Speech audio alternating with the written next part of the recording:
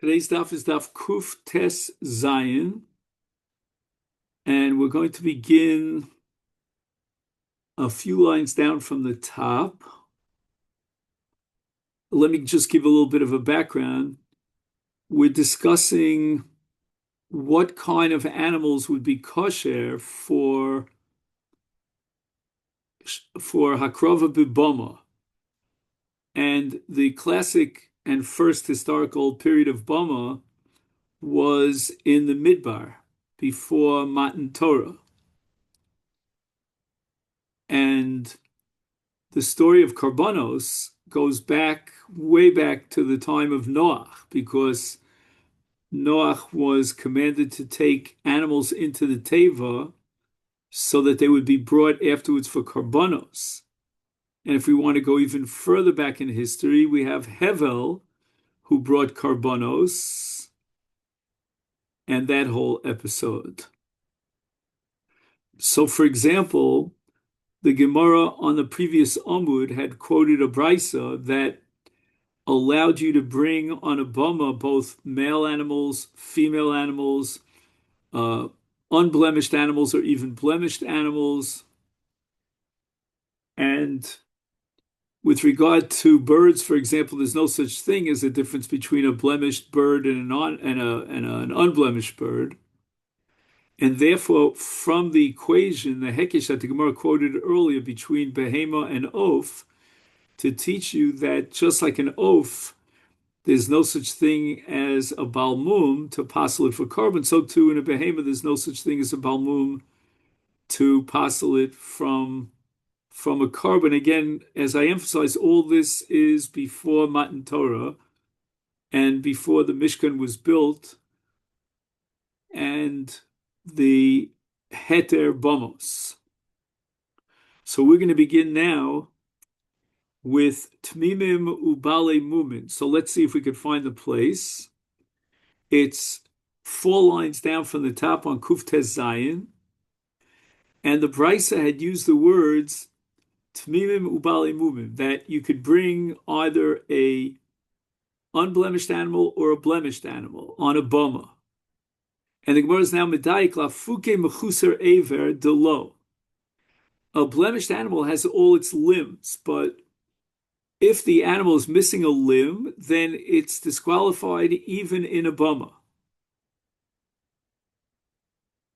Omar Abu Lazar, minayin lemechuser ever shenesar lebnei Noach. How do we know that a ben Noach who doesn't have the same restrictions of hakrava b'mishkan or b'migdash, but rather his hakrava is sort of like a hakrava on a bama, it's outside the migdash? How do we know that even with regard to a ben Noach, an animal that's missing a limb is disqualified?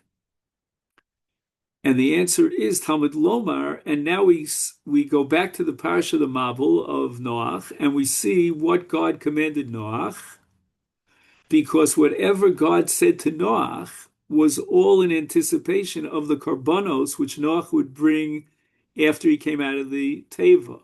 And the instruction that Noach was given is Mikol Hachai, Mikol Basar. So what is the implication here of this pasuk? We're going to talk a lot about Mikol Hachai. And Amr Torah, the Torah says, Havei behema, right? So now we're analyzing that phrase, Mikol Hachai, Shechayin Roshe Evarim Shalah.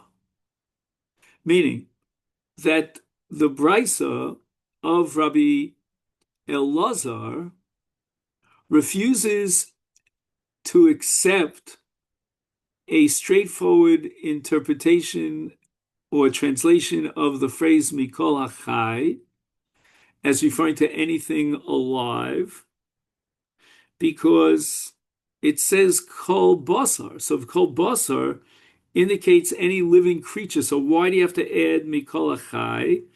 And Rabbi Loza sees in the 2 words Mikol Hachai a ribui, an extra pasuk that's maraba. And what's the ribui? Well, in this case, it's a ribui that has a miyut to it. shechayin roshe evarin shala, that all of its limbs are alive, meaning that it's not missing a limb. So from hence we derive the conclusion that an animal, although all animals, behema, chaya, ophos, tmimim, balimumin, all of the above are kosher for a ben noach and for a bama, but not the case of an animal that's missing a limb. So the Gemara asks, wait a minute, okay, it says mikol chai, and you can't interpret that literally because it already says mikol basar, but maybe it's coming dilmalam ute treifa, an animal that has an injury to its internal organ, it's going to die, and therefore it's not called mikol hachai. So we're going to exclude and disqualify an animal that's a treifa even in a bama, even for ben noach, but not an animal that's missing an aver, because a treifa is a much more profound loss of life because the animal is doomed to die than a missing aver. So the Gemara answers, Hahu min lachayos zeranafka. In other words, Hashem tells Noach that he should bring in animals so they will keep the seeds alive. In other words, they will continue to procreate and settle the land after the Mabul. And from this, we know that a treifa, who presumably, we'll see in the Gemara later, presumably cannot procreate, that treifa is excluded from the teva of Noach, because it cannot procreate and cannot, settle the earth after the Mabul ends. So therefore, if we already excluded treifa from the words lahachil zera, then we're free to derive from the pasuk of mikol chai to exclude an animal that's missing rosh evarim, it's missing one of its limbs. So the Gemara says, Anicha, all that makes sense. L'man diyom treifa ani yoledes. The Gemara in Chulin records machlokes whether a treifa has the capacity to give birth. And l'man diyom treifa yoledes, according to one man diyomar, that a treifa does have the capacity to give birth. Michael, remember, you can't derive the exclusion of a treifa from lahachil zora because a treifa is included in lahachil zora insofar as the treifa could procreate. So the Gemara answers, Ha'amar kra itach. Right, the pasuk says, I'll read the pasuk, it says,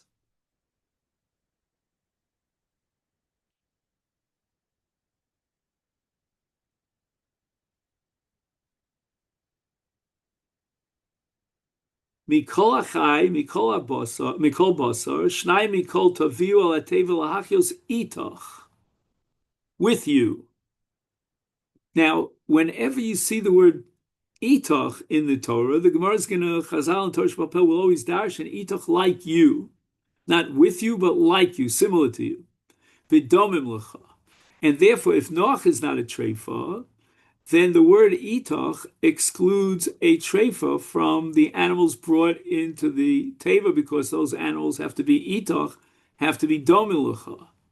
And if this be the case, once again, by equation to Noach, we've excluded an animal that's a treifa, and that frees up mikol achai to teach me that an animal that's missing an aver is disqualified. So if the Gemara asks, "V'dilma Noach gufei treifa," you're assuming that itoch means like you're not a treifa, Noach, and therefore the animals that come into the teva are not treifos. How do you know that? Let's be argumentative about it and say that Noach was a treifa. And the Gemara says, Tamim ksiv bahu. The Torah describes Noach as Tamim, as complete. If he's complete, then he's not a treifa. The Gemara says, Dilma Tamim v'dracha. Maybe the word Tamim is referring to his spiritual and moral qualities, but not referring to his physical qualities. And the Gemara answers, but tzaddik ksiv, it says tzaddik Tamim. So we already know that he's perfect in his spiritual qualities from the word tzaddik. Therefore, we assume that tamim means that he's physically whole, physically perfect, and he's not a treifa. And if he's not a treifa, then again, the word itoch is going to teach me that a treifa cannot come into the teva. He won't be allowed entry because he cannot be used as a carbon, because a treifa is possible for a carbon even during the period of bamos. V'dilma tamim v'dracha v'tzadik v'maisov. Perhaps it means that Tamim is also a spiritual description of ways in which he gets closer to Hashem, and his ways are perfect, are Tamim. His character traits are Tamim. He's a tzaddik. He's righteous in his deeds. So once again, the Gemara is now being argumentative that maybe Noach was a treifa.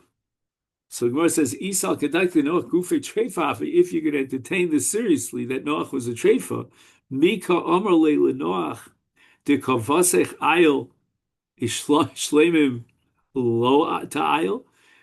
Then what are we going to do with the word itach? Noach is a treifa. Itach means what? Take animals that are similar domim lecha, which means they're all treifas. So we're only going to allow treifas into the ark, and we're not allowing an unblemished animal into the ark. So once again, we have to assume, and this is the bottom line of the sugi, that Noach was not a treifa. The word tamim could be interpreted as a description of his physical being. And therefore, Itach tells me that a treifa is excluded from the ark. And if it's excluded from the ark, then I free up the words chai, that it means, right? That when it says mikol achai, it means that it has to be chai b'roshei evarim, and it can't be mechusar ever. If you're going to exclude a treifa from the word me'itach, because Noach is not a treifa, is l'chayos zera lomali.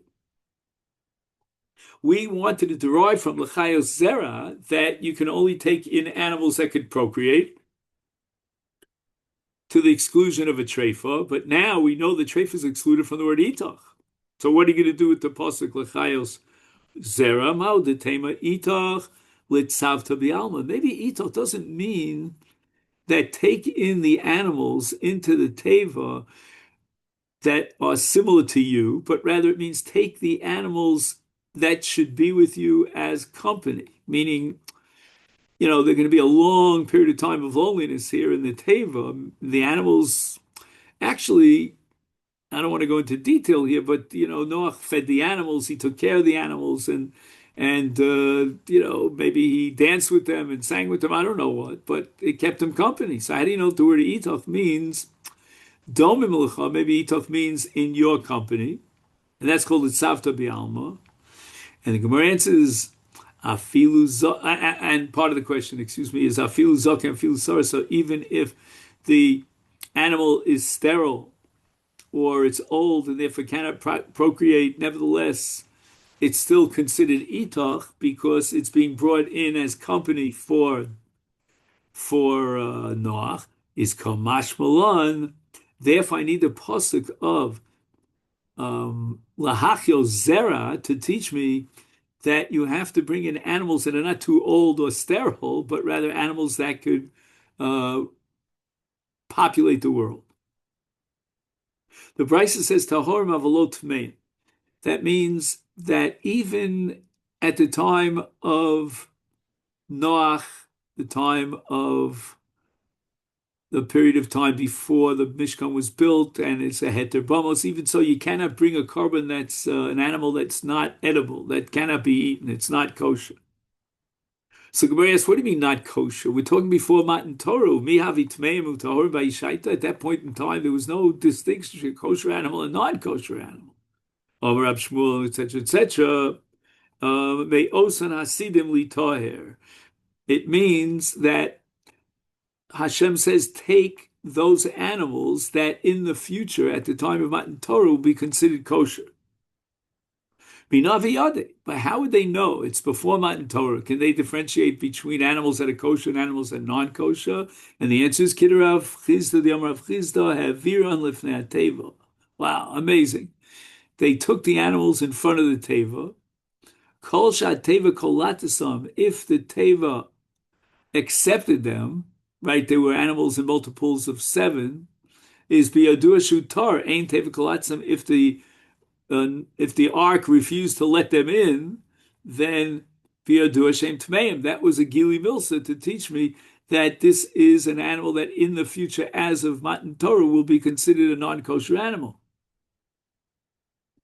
Rabbi Avo Amar Krov Haboim Zocher Nekeva Haboim Me Eleim. Rabbi Avo gives an alternative answer to the question, how do we know whether this animal is kosher or not? And the answer is that the animals came on their own accord.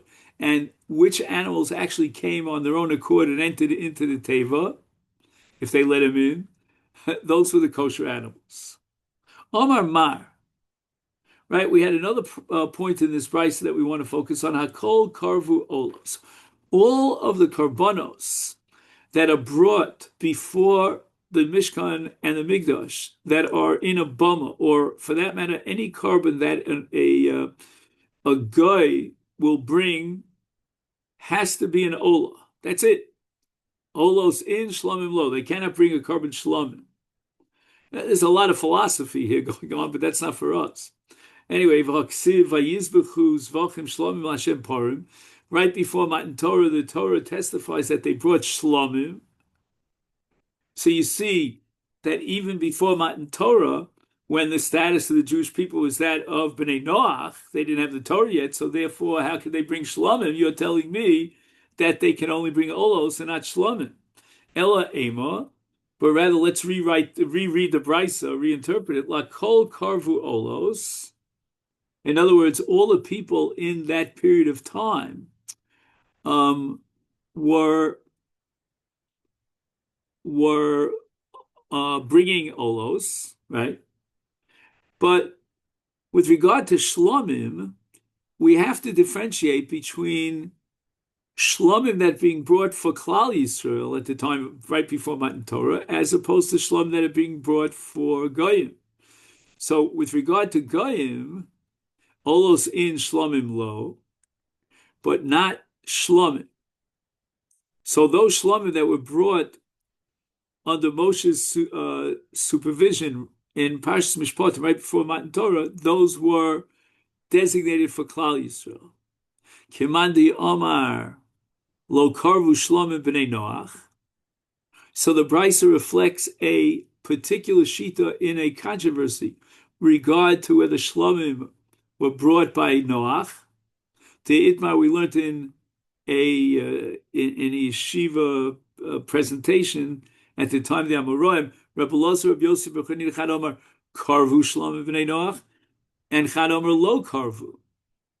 So in fact, the issue of whether or not a Ben Noach could bring, in addition to an Ola, he has the alternative of bringing a Shlam, is machlokes between Rabbi Lozer, Rabbi Yosef, Rabbi Chanina. Now, what is the yesod? What lies at the heart of this machlokes as to whether or not a Ben Noach could bring a carbon shlam? My time in the man the Omer karvu shlam b'nei Noach. Why is it that he insists that a non-Jew can bring even shlamim? And the answer is hevel. We go back to the original karbonos. Hevel hevi gam hu mi b'choros tzon umi chelbeim. Now, chelbeim is something that's burnt on the altar, and that can only be a shlamim, because in the case of an ola, the whole thing goes up in smoke. What does it mean that Hevel brought chelbeim? The chelev was burnt on the mizbeach. The ein kulo karev legabi mizbeach, but the balance of the animal was not brought on the mizbeach, and that can't be an ola. So by proselytization of Yomer is shlamim. My time in the man the lo karvu, that a Ben Noach does not bring a carbon shlamim. Dichsiv, and this pasuk is, I think, in Divrei Yomim. Let me just see, 33. No, I'm sorry.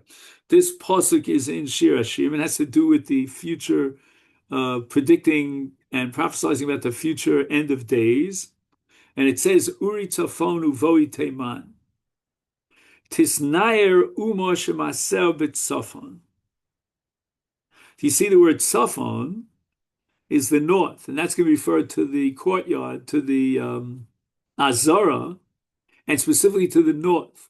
If you recall from our learning way back when, the Ola has to be brought in the Tzafon.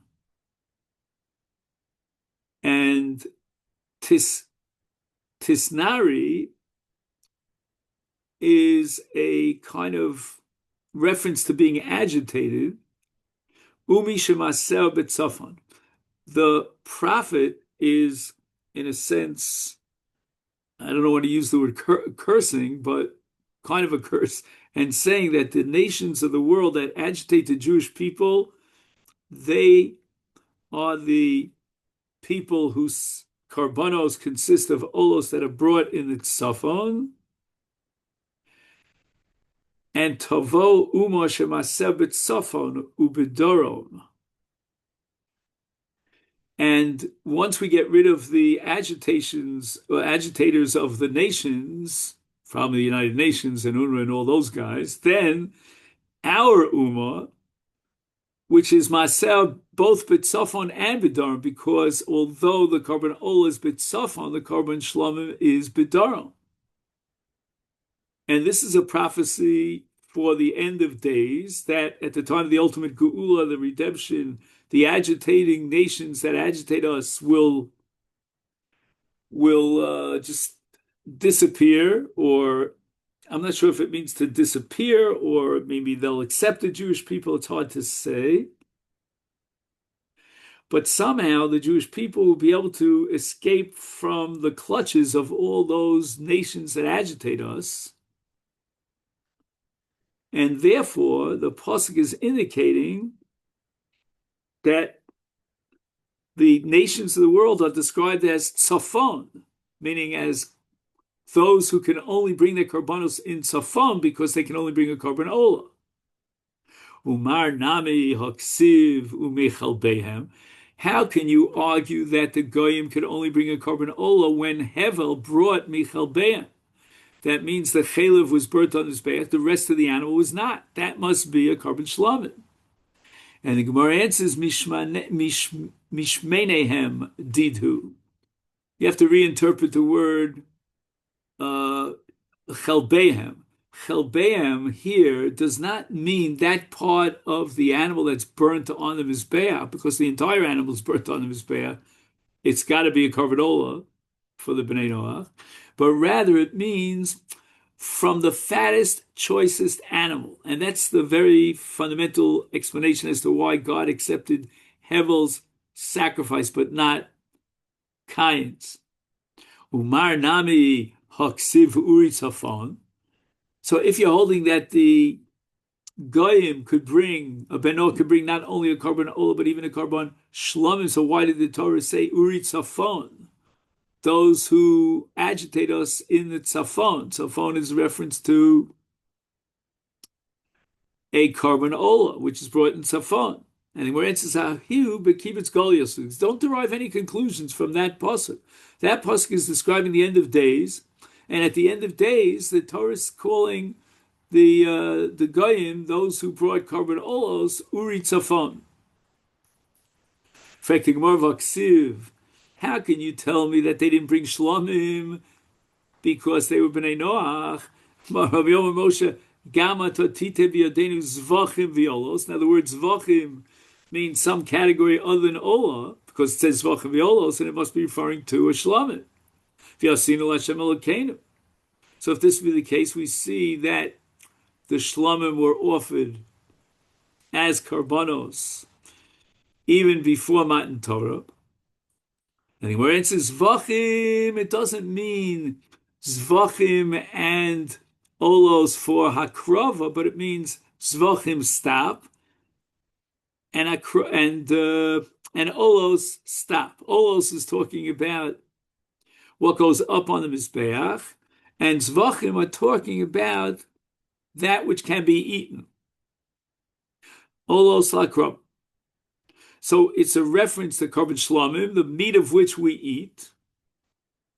And in the case of an olah, Moshe Rabbeinu is saying, bring animals as olos that'll go up on the pyre of the altar. So there's no indication here that the word zevach means shlomim and that they brought korban shlomim. So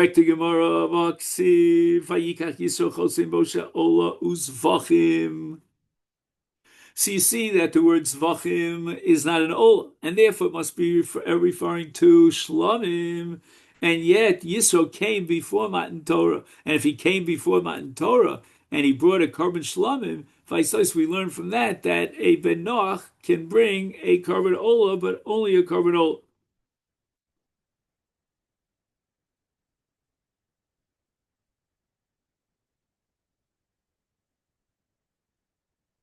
Aye, but wait a second. We can't come to the conclusion that a ben Noach only brings an olah because it's a Zevachim. And Zevachim must mean shlamim.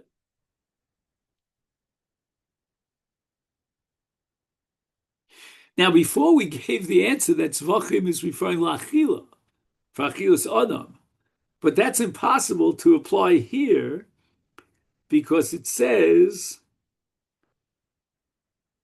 I don't have the pasuk right now in front of me, but it says in the pasuk that it was brought as a korban. So the word Zevachim must be referring to shlamim. So Gemara says, "Ahuli achar Matan Torah." When did Yisro show up? After Matan Torah. He heard about it Matan Torah, the great moral book of the Torah, and he decided to join the Jewish people. Fekti Gemara, Hani Chalaman Diomar Yisro liachar Matan Torah hoya. Elaman Diomar Yisro kodem Matan Torah hoya. Right, Yisro heard about Kriyas Yamsuf before Matan Torah, or he heard about Milchamas Amalek before Matan Torah. The Itmar Bnei Rab Chiv Rab Yeshua ben Levi Chad Omar Yisro Kodem Matan Torah V'Chad Omar Yisro Liachar Matan Torah L'man Di Omar Yisro Kodem Matan Torah Hoya Kasavar Shlamim Krivu Bnei Noach Enoch Hinami. If you hold that Yisro came before Matan Torah and yet it says Zvachim, which means Shlamim, it seems that a Ben Noach can bring a korban Shlamim. Ketanoi. When did Yisro actually show up? Machlokes Tanoi. Now we see the first shita in the Bryce. Vayishma Yisro Kohen Midjan. Mashmu Shamu Bov and his guy Rav Yeshua Omer Milchemes Amalek Shama.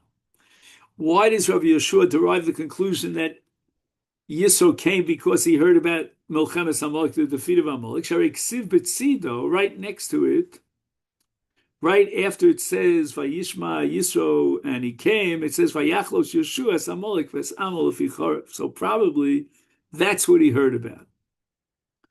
And I guess as a person who tasted every single religion on the face of the earth, Yisro was very impressed with the defeat of the most satanic enemy of mankind, which is the Amalekis.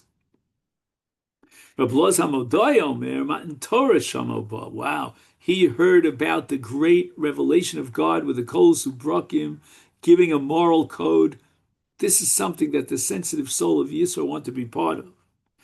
Shenitna Torah Yisrael Yakolo Holech Misofa Olavat Sofo. Hashem's voice would travel throughout the entire universe. B'chol Malchei Ovdei Kachavim Achazosan Ra'odo B'Echolosan. And the kings of the idol worshippers were overwhelmed with fear. V'amru shira, shenemar be'chalo kulo omer kavod, and they gave shira.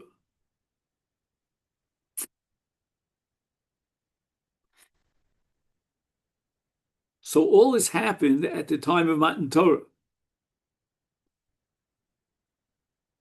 Niskabsu kulam eitzel bilam harasha, right? All the kings of the idol worshippers gathered together around Bilam, the Amru Lo. Right, the Gemara doesn't hesitate at adding the word Harasha to describe Bilam. Ma kol ha'amona sheshamana. We hear some great voices. What's going on? Shema mabul boliola. Maybe the God is destroying the world with a flood. No. Hashem lamabul yashav. Amalehem vayeshev Hashem elchli olam kvar nishba kodesh baruch hu. So the Gemara says, wait, Mabul shall mayim en mevi, Al mayim shall eish mevi. Maybe it's going to bring a flood of fire, meaning the whole world is going to be consumed by a divine fire. Shenemar ki ba'esh Hashem nishbat. The fire will Hashem judge. Omar lehem Kfar nishba, Bilam responds to Einamash's kolbasa. So it's not just with water, but even with H. Uma kol hamona zesh shamanu. Okay, so you're telling me it's not a flood. So what is it? There's such a a hullabaloo here. There's such a loud, tumultuous noise over here. What is it that we're hearing? Omlahem, Chemda Tova Yesh Lo Beis Kenova. God has the Torah, which is a treasure, something that He treasures. And Hoisa Genuza Etzlo, it was hidden up in Shamayim for Tat Kuf Ayin Dal Doros Kodem Shenivar Olam, 974 generations before the world was given. Bikesh Litno Labanov Shenem Hashem Ozli Amo Yitein. And miyad poschu kulam v'omru Hashem yivarech es amo v'shalom. Rabbi Eliezer. So again, just to summarize, so we have one sheet that says that Yisro came after Milchemes Hamolek.